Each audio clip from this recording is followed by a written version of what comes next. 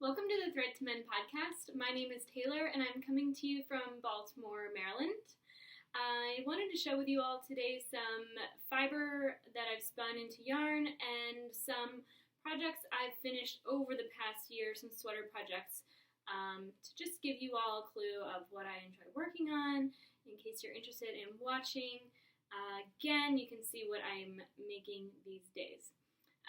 I just began spinning last August or September, and so I thought it'd be fun to show you the learning curve with spinning yarn. So this is the first ball of yarn that I've spun on my wheel, and you'll see that it is maybe an Aran weight or bulky, and this is just the ends, but it is very ropey. It is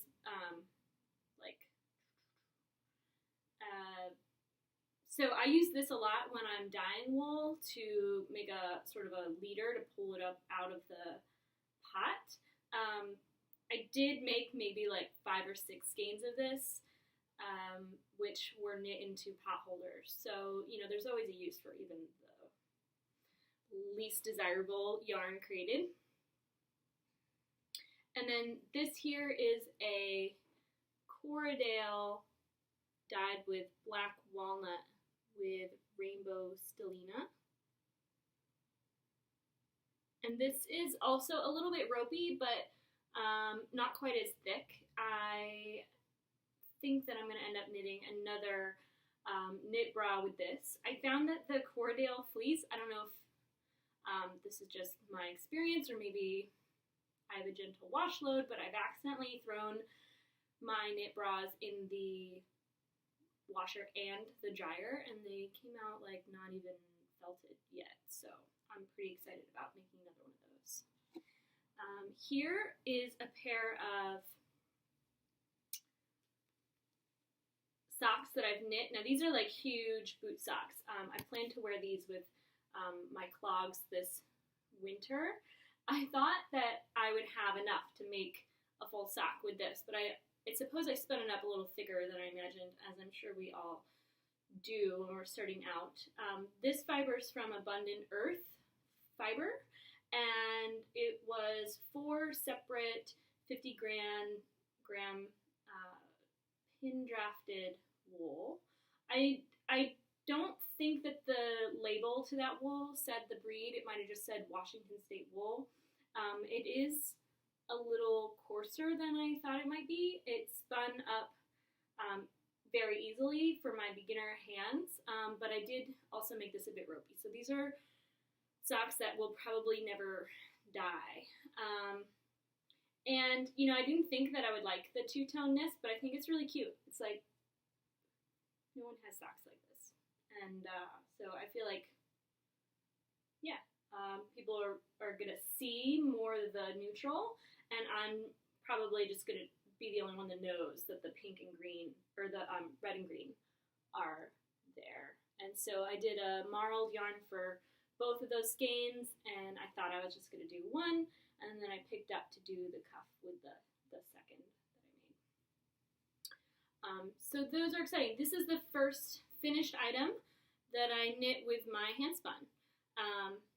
And it was another one of these balls that was the first knitted item I knit up with Handspun, made from a raw fleece. So this went through the carding process straight from the fleece I bought at Maryland Sheep and Wool, and this was pin drafted, prepared by a machine.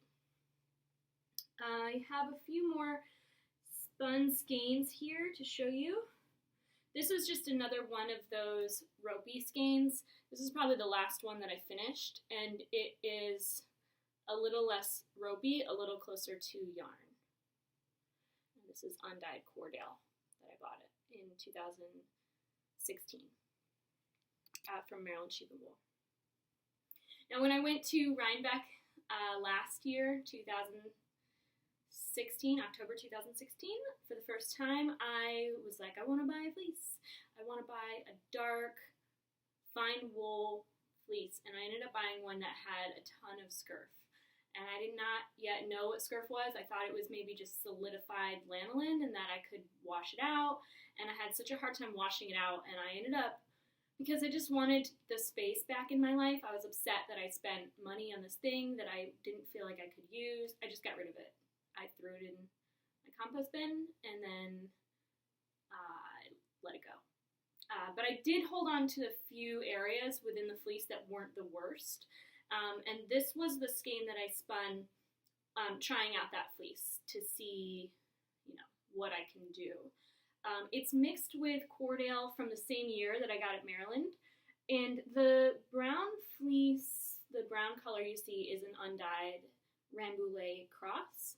I found that Rambouillet because it's not just kinky, it's like spirally kinky. And so I think that if I combed it, which I didn't have combs yet at the time, it would have been an easier fiber to work with, but I found it almost impossible to make a smooth, carded, bat, but I'm a little impatient with my carder. I tend to overfill it and then under process it, so I'll do maybe 2 passes in my carder and be like, that's good enough. And then come to my spinning wheel and be picking out all these neps and noils that I think I created by rushing the process.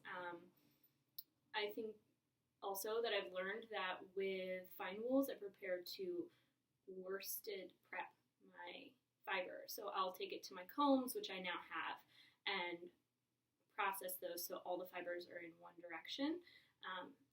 It feels like it takes just as much time, if not less, than with the carder. And there's less of an inclination to overfill the combs than overfill the carder.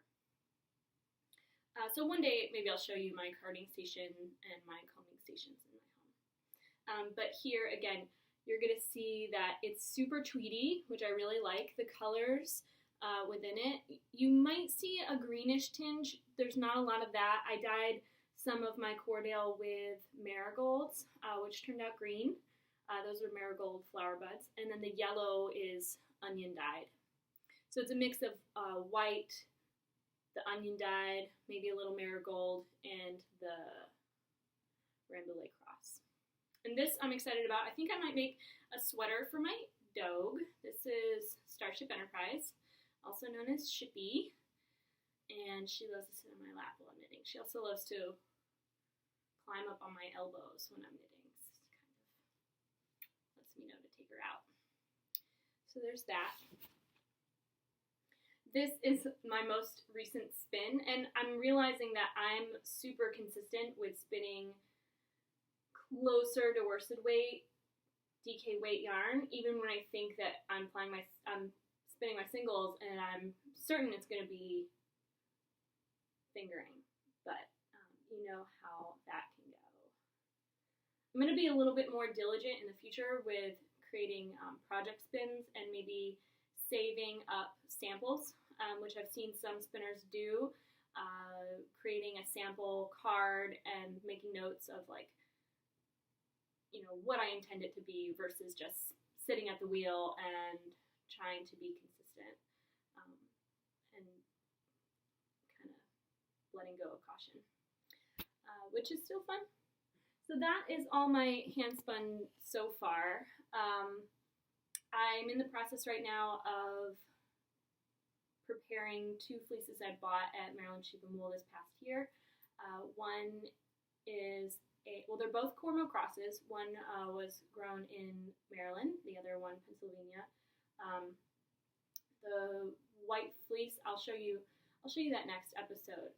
It's a little bit tippy, as they say, so it's taking a little bit more time to process than the other. I would encourage anybody to maybe spend the extra $1 per pound and buy a cleaner fleece. VM doesn't scare me, but the tips and their quality, it just saves so much time to have one that is absolutely structurally sound. So moving on to my sweater stash. I have a basket here in front of me full of every sweater that I've made, with the exception of my first. That one I threw in the Goodwill pile because I naively matched a heavy worsted weight woolen spun yarn with a set-in sleeve fitted construction, which I've remade with a more commercial, inexpensive yarn, which is also not in this basket, but just realized that. That was Andrew Mowry's white pine sweater, so I've knit that twice. I'll probably knit it again just because I have it, and I can always modify it if I decide I want another set-in sleeve. The set-in sleeve sweater is comfortable. I did enjoy making it. It seemed a little bit more complicated than the ones I've made since then. That was the first sweater that I had knit, and so it was a really good learning experience for me to try out short rows and picking up stitches around the shoulder. So that was a lot of fun. The sweaters I have to show you are a variety. So I will start with the first one of the basket that I made, which I used nearly my entire superwash stash to create. It's funny, I thought that I would use less yarn than I needed for this project, and I ended up pulling almost everything out of my drawers. So this is Stephen West's Penguono. There's an end that needs to leave in still. I don't know how that got pulled out. Hide that through those area there.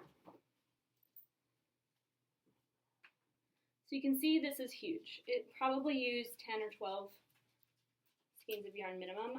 I'm sure that I'm underestimating that. Most of it is Madeline Tosh, and I'm really happy that I was able to use so much of my stash for one project.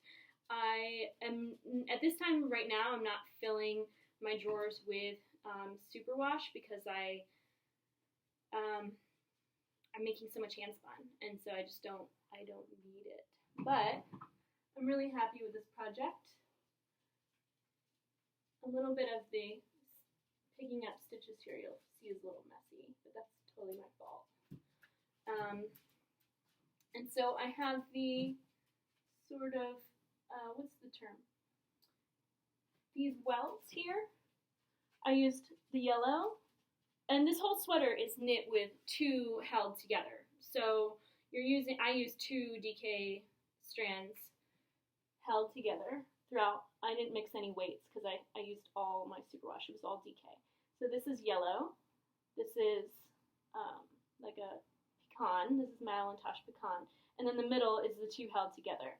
So I got a really nice gradient there in the color. And then this is the only this is yarn that I picked up at Maryland Sheep and Wool. It was like my soul color. I love this color. I have a coat in this color, a scarf, a hat. All winter, I'm just like only in this color. If I could wear head to toe this, I completely would. And let's see. Yeah, so this purple color right here, this is a Sweet Georgia that I got on sale from the Wool Workshop down in Roanoke, Virginia, held together with some Madeline Tosh speckles there. And here I was running out, so I went back to the remainder that I had from the back, which I think is, you have that freedom with a Stephen West pattern to use up what you got. So this is that. In the fall, I pretty much just throw this over whatever I have to wear that day. This is in my basket, but it's not a sweater. Break from sweaters for a moment. This is my crocodile cowl, and this is a crochet pattern that I made, and so you can see how easy that is to put on. I don't have to fuss with it. I have not yet knit a shawl. I'm not a super fan of cowls because I'm never sure how they like look, like how they lay. But this I like a lot. It lays asymmetrically by default because of the way it's stitched together. And this is probably, if you're not a crocheter, this is one of the most intricate stitches that is probably the easiest to pick up. And in my pattern, there's a whole photo tutorial on how to do it from start to finish. So there's that. That's in my basket because I wear that a lot. All right, so then I have here, this is my first fingering weight sweater, and I found this pattern in Hannah Fettig's book Texture. This is probably I'm not sure if I'm putting this on backwards. I got a little tip from a YouTuber about sewing a little bit of string in the back of your neck to know which one is the back. This is Sew Me again, sole color, loose fitting, just a basic plain Jane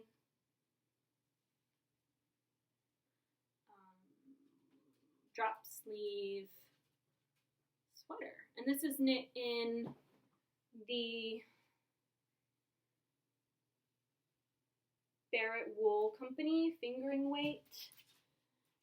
And I don't know the name of the colorway. It's probably something like, well, I'm not going to make it up, but it's the green, the olivey green.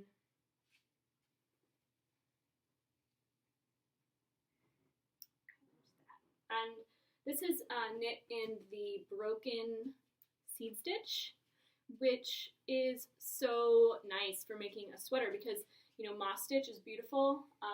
Or is this moss stitch? I think this is called moss stitch, but I refer to it as broken seed stitch because every other row is knit, purl, knit, purl, knit, purl, and then the other is knit, knit, knit, knit, knit. So it's kind of like making a half stockinette sweater, it's easier than seed stitch. Still took me a long time because I was not used to that. Here's my extra string to the sweater because I have a little bit of mending to do at the armpits here. This is my first sweater knit with Handspun, and this was fiber I purchased online through the Port Fiber online shop on Etsy. And the green color, I'm just trying to find the back here. Actually, this sweater's not knit with short rows, which I won't do again. I will always add short rows to a sweater to bring the back of the collar up so I don't feel like it's choking me. The green I bought from Port Fiber in person when I went to Maine on my honeymoon last year, and that is a BFL fiber. Now, this is what's up with this sweater. You see that? It's like every yoke sweater, I'm a yoga teacher, so I bring my arms up overhead like a million times a day. Not in wool sweaters, but if I'm at my desk, my day job, I'm like, oh yeah, I gotta stretch, and I'm not a fan of having to adjust anything. So this is my sweater, if you could see it, and the pattern doesn't include any of this, but I obviously was running out of yarn, so I used the green contrast to fill in that. The fiber that I spun for this, it wasn't like, I guess it was like mottled. I don't know the term of it. I wish I could show you the fiber.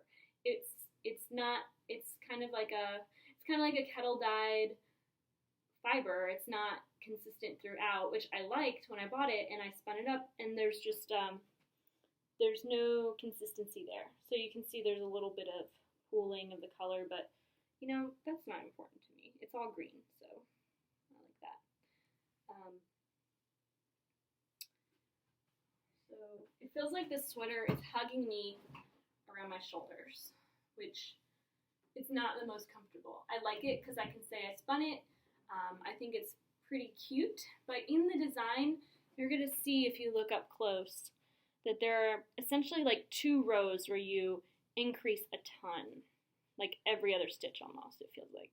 And then you knit the pattern, and then you decrease a bunch. So you can see that jump in the stitches. And so, I think that because it's hand spun, it's a little imperfect throughout, and maybe it hides that. But I think that if I were using a commercially spun fiber, that would really jump out at me. And so, although this pattern written is like super simple, this is from a yokes pattern book. I want to say it's, I know it's not Hannah Fettig. Maybe it is. I'm not sure. It is on my Ravelry projects page if you want to check that out. Super simple pattern to follow, but I would do a few things differently. One, the pattern doesn't call for you to switch your gauge for doing the color work by going up a needle size, which I'm finding newer, or maybe not newer, but newer to me, patterns are asking me to do. So I would do that next time if I knit this again. I would find my gauge, knit the body, go up one size in the needle for the color work, and then switch back to the smaller one, and then maybe go to another smaller one for the neck. I can't remember if it called for me to switch needles for the neck band or the wristbands. So there's that. It's also August, by the way, so it is not sweater weather. I will not be going on with this much longer. I just have one more finished sweater to show you. This one I just finished this past week, and it is my first Icelandic yarn, Icelandic yoke sweater, and I left my interchangeable needle set at home when I took this on vacation to do. So instead of going up a needle size as suggested for the body, I just tried to knit a little looser, which I'm learning now with this next sweater I'm working on that this yarn is so forgiving with tension issues on color work. You'll notice, like, if you knit color work, there's a tendency for one of the two colors you're working with, or three, to be a little like dominant or kind of more pronounced because it's held on your finger differently or at a different tension or a different area on your finger that can create a different tension. And I feel like this came out really, really well for intentionally changing my personal gauge on the same needle so that it wouldn't sort of pucker in at the sides. This sweater pattern does have short row shaping along the back, and that's why you can see I just wove in the collar there a little bit of a string. And it doesn't, which I was surprised by, like down here right before the yoke, which I find really reassuring now having done this with the pattern. I could insert that into any other sweater knitting pattern I come into. Now, when I try this on, I'm going to point out to you the things that I would do a little differently. I followed this pattern pretty much by its directions, with the exception of not changing that needle size. And this is a size small. Now I have slightly broader shoulders. I'm a petite person, so I feel like maybe Icelandic yoke sweaters are not the most flattering for my body because I look a little poofy on top. And that might just be because it's been summer and I haven't put a sweater on for a long time. But you'll see that the body has the waist shaping. I now, having knit this, although I think like from here down it looks really nice to have waist shaping, I feel like the combination of that plus this super broad shoulder, I wouldn't combine narrow waist and broad shoulder. Again, next time I knit this sweater, which I might do, even the same pattern, different color combination, I will just do a straight body. And then the other thing is that, I followed the directions to a T for the sleeves, but I feel that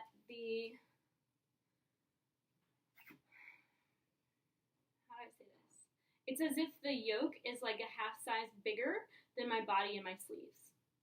So what I'd like to do, and I saw that the Gentle Knitter podcast, I forget her name, but she had mentioned how she prefers a little bit looser of an armpit area, and she talked about making this modification on one of her colorwork sweaters. It might have even been this pattern, I can't remember. I think she mentioned wanting to make that, or this. I need to go back and listen to how she might have done that, because I think that might have been my saving grace here, if I had made this a little bit.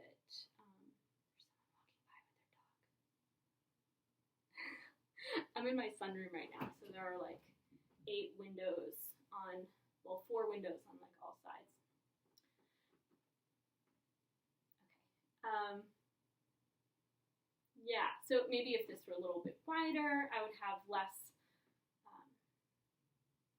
sort of weirdness. I think that the sweater is great. I'm a lot more happy with it than I sound. Sleeves are nice and long, so if I want to, I can just pull them over my hands. Yeah, the collar here is a, what's it called?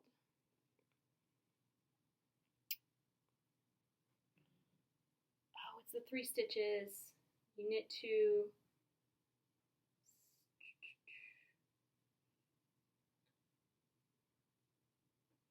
Well, someone's going to know what that's called.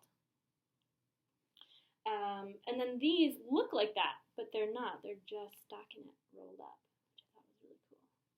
Hope I'm not giving away too many pattern things here, but yeah, this is a nice sweater. I'm excited to wear this at work because the windows are all single pane and super drafty. I work in a yoga studio where there's a lot of hot classes, so in the winter, it's really cold most of the time, and then a hot class gets out, and then all that hot air makes it really comfortable. So those are my sweaters that are completed that I just have made in the last year or so. I have some other works in progress that, well, I have a pair of socks on the needles that are almost finished, but I will show those to you next time once they are. And then, where did I put my sweater? Here it is, right in front of me. So this is the sweater I'm working on now. It is the Stasis pullover, which is not new, but new to me. And I chose, so I bought this yarn before I found a sweater for it. And then I was like, this is a sweater. This is what I'm doing. And this is the Abundant Earth Fiber yarn. I don't know the name of this, but it will be on my project page for this sweater. And it's this nice oatmeal color. It's a merino cross with targhee. And I think that the targhee is the little flecks of darker color you might see there. It's really, really well spun. Oh, there's so much dog hair on this. Cat hair. I had it right where my cat kind of sleeps in the day. This is really well spun yarn. I like it a lot. Super consistent. There was only been so far like one area that was very dark, and because I was worried about this contrast not being right, I kind of pulled that out. And then this is a Quince & Co. Chickadee, I want to say. I'll put that on the project page too. I know I haven't uploaded that yet. And again, soul color. So I think that my goal with all sort of commercially spun yarn is to find something in this colorway to just make more, to have more. And with that in spirit, I am going to let go of the fact that I am not sure this is a high enough contrast for me. Actually, on camera, it looks a little bit better than in person. It looks like I can definitely see that pattern design so far. In person, in the dim light, I have a very dim house because it's a row home, and so 2 sides of my house have no windows. So there are a lot of dim areas where I'm like knitting under lighting that doesn't show this coloring. So here's the back, not too bad. And this is on size, right now I'm doing the color work on size 4, so the body is going to be in a size 3. And I think that once the color work is done at the bottom here, it's going to go a lot faster because it's just straight stockinette and pretty much a mindless knit. I've been excited to work on this. I just finished that Icelandic yoke, and I'm learning that I think I do better when I start a new project before ending like a sweater project, because I don't like wasting time. I like being as efficient as possible, and I feel like I ought to have maybe swatched for my next sweater before I was done with the first one. So I didn't feel like there was a gap between. I could go straight from finishing one to getting into the next. So that I'll have a easy project going, like the body of a stockinette sweater, while maybe casting on something else that requires more attention. I feel like this past week I've been only doing things that require a lot of attention because I'm casting new things on, and I think that's that's fun. But I like having something I can just turn to that is simple. So that will be this soon. And then I have two other projects in the works. One is using some handspun that I made, and I meant to bring that down. I'll show you that next time. And that's a surprise sweater for Christmas for Karen, Brian's mom, who's my husband's mother. So that's all I brought down from upstairs to show you. Next time, I'll probably show off the socks that I'm working on now. Hopefully this body will be worked on a little bit, and then I hope to have another cast on. There's another project I have started up in Ravelry to begin. I haven't yet even swatched for that because I figured one fingering weight sweater at a time is enough. And then there are many spinning projects I have planned. Those being my two Cormo fleeces, which each individually weigh like 7 to 8 pounds, so that's like 15 pounds of fiber that is completely washed but raw and needs to be prepped and then spun.